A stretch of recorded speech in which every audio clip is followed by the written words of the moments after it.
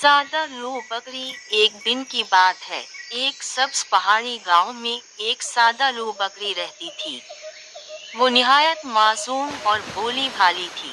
सब जानवर उसकी सादगी पर हंसते मगर वो कभी बुरा नहीं मानती थी। एक दिन वो जंगल में घास चरती हुई दौड़ निकल गई।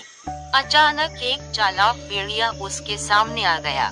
भेड़िया बोला, ही बकरी बहन, तुम तो अकेली हो, चलो मेरे साथ, मैं तुम्हें सब्ज वादी दिखाता हूँ। बकरी ने भोलपन से कहा, वाकई, वाह, तुम कितने अच्छे हो, चलो। भेड़िया दिल ही दिल में खुश हुआ कि अब आसान शिकार मिल गया। वो उसे एक घने दरख्तों वाले इलाके में ले गया।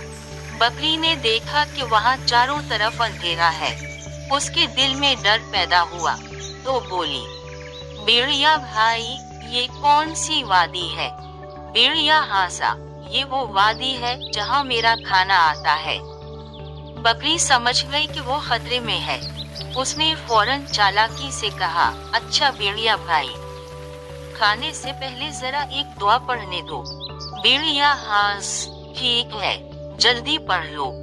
बकरी ने जोर से, मैं अब बकरी के खुदा को याद करती हूँ, कहकर ऊंची आवाज में बेखुदी से मैमियन लगी।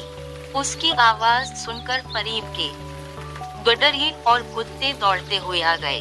भेड़िया जान बचाकर भाग गया। बकरी शुक्र अदा करते हुए बोली, सादगी अच्छी है, मगर अक्ल के बगैर नहीं। सबक, इससे ज्यादा भोलपन अच्छी बात है, मगर अक्ल व होशियारी के बगैर भोलपन खतरनाक साबित हो सकता है।